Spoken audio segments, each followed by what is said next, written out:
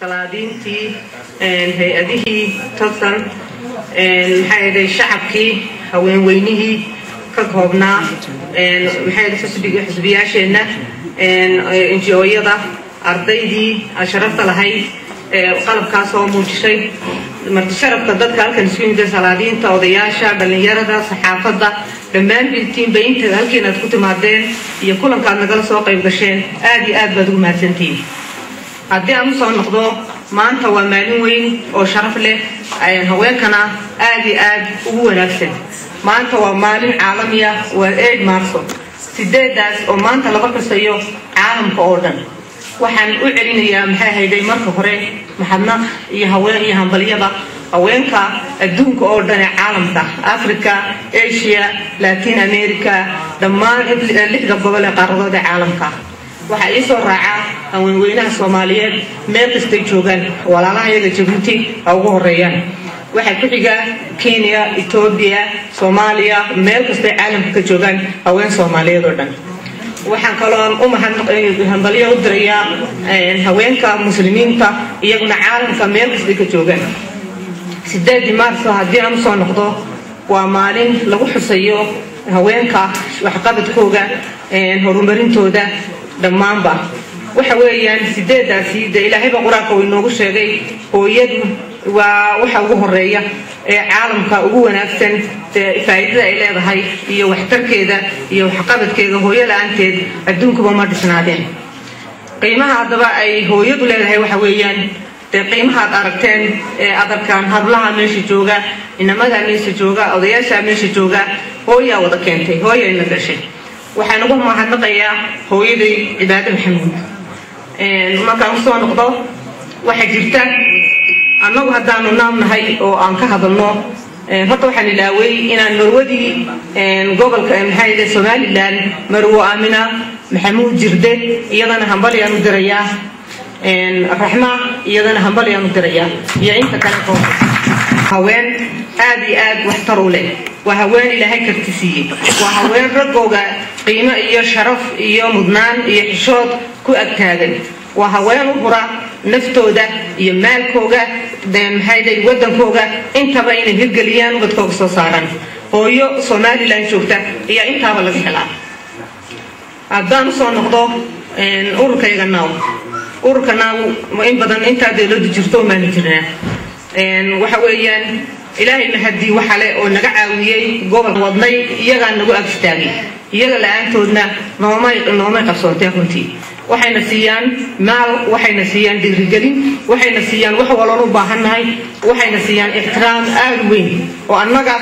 aan maanta ku dhiiranay in waxa ku soo saarnay haddayna iyagu ayna maanta ayna garab istaagin oo ayna nagu dhiirigelin mana helneen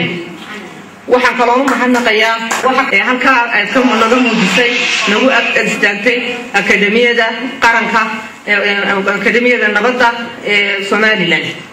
oo inagala joogto maxay jandarka anku ku shaqalahay Ifraax Maxamed Cabdi Ifraax Galbeed iyaga maanta caalamka tusaysa oo maanta halka aan ku soo bandhignay iyaduna qayb weyn bay ka qaadatay intaba waxaan filayaa in ilaahay baanan u baryayaa jazaakum Allah khayr baan leeyahay inka hayna garab galo waxa weeyaan ilaahay wuxuu soo hagaajiyay gabdhihii ugu firfircoonaa gabdhihii ugu wanaagsanaa gabdhahaasi ayaan maxay hayday aad iyo aad iyaguna ugu mahadnaqayaa ila maxay ila qabtay ee wax saarsoorka waxay soo saarayeen halkaan maanta ku soo bandhignay oo ixtiraam leh oo gacan qabad leh hablahana intii ka geysatay aad baan ugu mahadnaqayaa ardayda halka maanta joogta waa ardaydii aan soo saarnay ee noo yimiday ee waxbarasho inay maxay hayday ku waayay maxay hayday waxbarashada aad maxay hayday anagu u helin fursad weeyaan iyaan ku barnay oo maanta haddii ay waxa sameeyaan ku shaqo tagaya oo qaadanaya inay maanta ku soo saartaan weeyaan hidiyo dhaqankeennii alaabta quruxda badan leh ee wax walba leh cilmigana waan barnaa quraankana waa la baraa tacliinta kalena waa la baraa runtii kuwaasina waxa weeyaan arday aad iyo aad iyaguna u mahad le weeyaan oo dad fiican baa ilaahay noo keenay waxaan doonaynaa inay noqdaan saambal maanta ka noqda ka soo dhexbaxa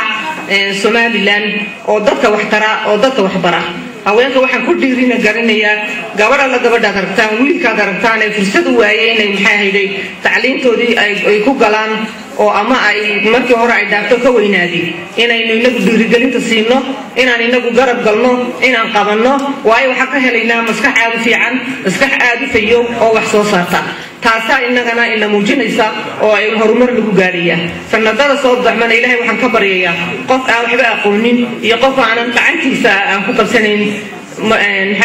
inaynu weyno waxa weeye wax soo saarkan haddaan soo noqdo waa alaabteen hidiya dhaqankii inta hadday tahay oo aan kariskii ka samaynay oo wax walba ka samayno casri aan ka dhignay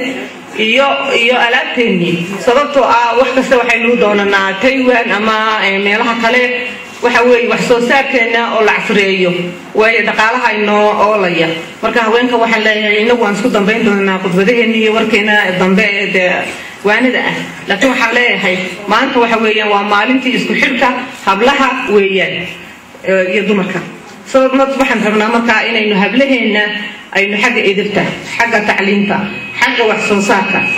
inaynu tacliin la barin inta shood la barin waxa weeye wadanka waxay u keenaysaa dhaawac baa ay soo gaaraya inaguna meel bar wasaq la baynaga noqonaysaa hooyo walba waxaan ku waaninayaa gabdhaheena inaynu akhlaaqda iyo edebta iyo wax soo saarka iyo tacliinta lagu hormaro oo la sameeyo waan dheeriyo qodbadii waxaan leeyahay guul baan rajaynaynaa qayb baan rajaynaynaa gobolkeena gobolada guul iyo barwaaqo inoo bariyay waxaan inoo bariyay dambi dhaaf waxa jirta waa inay gobolladeena maanta ay abaar ka jiraan habar xogle abaarahaana waxaan jeclahay haween hadaynu nahay inaan ka gurmano aynu u socono kuwa haraadan kuwa bilaacawska xooli way dhamaadeen dadkiiba inay ma ka socotaa walaalahayna waxaan leenahay waxaan ka geysan karno inagoo ilaahay u baryayna inagoo rabdoon rabna inaan sameeyno iyaan rabaa inaynu gungunta nafsayna walba ugu gudan jirnay ilaahayna hayna ka qalo salaam alaykum dhammaantiinba waan idin salaamayaa marti sharafta madax iyo haween dheer garad